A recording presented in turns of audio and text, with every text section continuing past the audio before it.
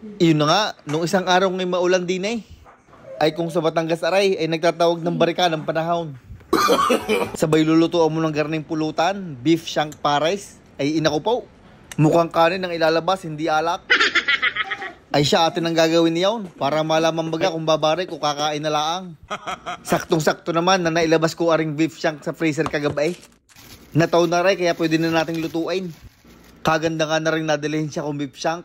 Makapal na ay marami pang laman.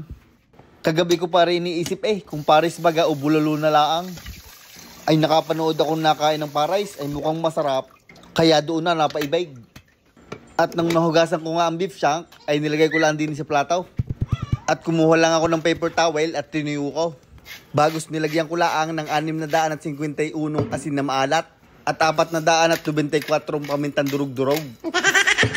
Babalik ta rin ninyo at gayon din ang gagawin nyo sa kabila. Pati mga tabihan, inyo din lalagyan. Ikuskus nyo na lang diyan sa plataw.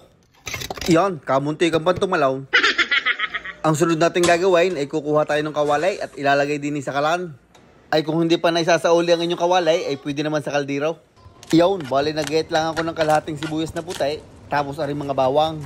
6 na pirasong bawang lang ang ginamit ko. Pag mainit na ang kawalay at medyo naasbok na, maglalagay na tayo ng mantika. Gayan lang ang karamay at iintayin ulit natin umasbok. Bago natin ipiprito o isisir, aring beef shank. Ari din nagpapasarap din pagka piniprito.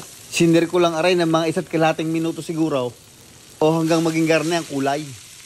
Gayaan ang masarap, dagdag flavor din yan May natira nga akong kalahating ribeye steak sa rep, isinama ko na bago pa makatakbaw. Ginayat ko lang na maliliit at ipinirito ko na rin.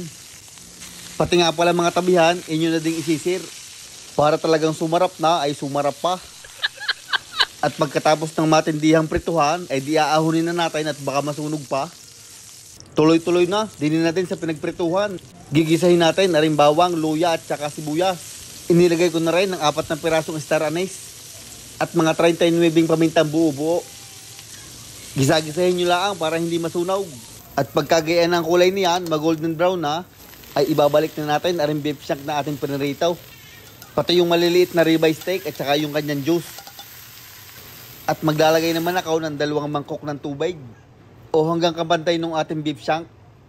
Hinalo ko lang ng bahagya ang ilalim at baka may kumapait. At tinimplahan ko naman na rin ng 15 laguklok na rin patis. At 12 laguklok naman na rin tuyo. Hindi ko na hinalo, nirektahan ko ng takloban niyan. Pag naman yan ni kumulaw ay mahahalo din yan. 3.24 nga nung pinakuloan ko aray. Makikiluto din daw aring aking anak. Kaso inaantok pala kaya ayaw natulog muna. Kami naman ni Mrs. ay magmimerienda muna. Are ang aming merienda, tinapay at saka Nutella, gawa ng matagal-tagal pa rin aking pinapakuluan. Pagkapalaman ay inilalagay namin din sa waffle machine. I-try nyo din aray, kasarap din. Basta ilalagay nyo din sa waffle machine. Kung wala naman kayong waffle machine ay kahit sa kawalay, piratin nyo na laang. At pagkalipas nga ng kulang-kulang 1 oras, binaliktad ko na aring beef shank. At naglagay naman ako ng 3 kutsaritang asukal na pula. Dinagdagan ko na rin ng tubig at matagal-tagal pa rin palalambutin. Tinakpan ko na lang uli. At habang iniintay ko lumambot yung ating pares, ay magagawa muna ako ng crispy garlic. 1 ulo ng bawang ang ginamit ko. Ginahit ko lang ng pinong-pinaw. Nilagay ko din sa maliit na prituhan at nilagyan ko ng kaunting mantika. Bagos diretsyo na rin din sa kalan. Sa mahinang apoy lang para hindi mabigla at maganda ang pagkakaprito. Basta alaga lang sa halaw at paggarne ng kulay ay ayos na yan. Ilagay nyo lang sa platitong may paper towel para matanggal ang mantika. At pagkalipas nga ng 3 linggaw, balambot na rin ating pares. Mga 3 oras lang at masyadong matagal. Nung lumambot nga ay nilagyan ko lang ng slurry para lumapot ang sabaw. Hinalo-halo ko lang aray hanggang lumapot. At syempre aking tinimusan at baka ako'y mapahiya sa inyo. Ay mukhang hindi mangyayari yawn at masarap. Kaya tinakpan ko muna at sa kanin naman tayo. Garlic fried rice, here we go. Let's see, let's see. Gamit ng mantikang pinaglutuan ng bawang at may kaunting bawang din. Naglagay lang ako ng kaning lamig, kumbaga sa amin ay bahaw. Kaunting paminta, toyo at saka nor seasoning. Sinimplihan ko na lang at talagang gutom na At pag iyay uminait at nabuhaghag ay ayos na yan. Panama na yan din sa ating beef shank pares o sa bulalo pares. Alright, sasandok na nga. Inuna ko na yung karnet, baka may makakuha pa Ay sa kalambutan nga ay nahugot na sa butaw.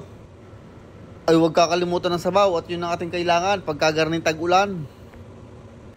Gagayatan ko muna ng sibuyas at nakalimutan ko pala. Nag-dice lang ako ng sibuyas na pula at ginawa kong garnish. Pinaulanan ko na rin ating ginawang crispy garlic. At hindi mawawala ang walang kamatayang green onions. Iyan, buo na ang isang order ng bulalo pares. Pwede nang dalhin sa lamisa, numero 92. Ayun ang pagkakalayaw. Ay pagkakalambot nga ng ating padaling aray. Ay pagkaga hindi lumambot, ay 3 oras na pinakuluan.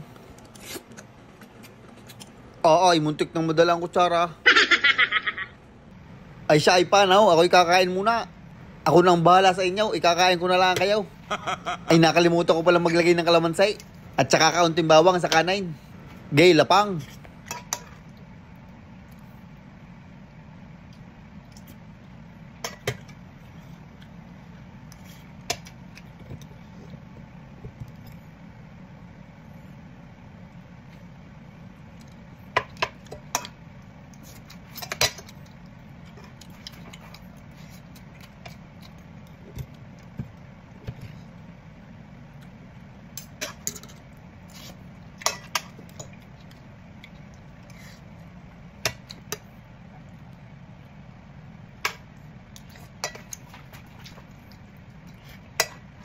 Talaga namang nakakagutom mag-edit pagkagarnay. Ay siya ay panaw, hanggang din nilalaang. Maraming salamat sa inyong panunood. Shoutout nga pala kay Sir JM Zalameda from Tagaytay. At happy birthday sa aking kapatid, Paul Andrew Braga. I love you bro.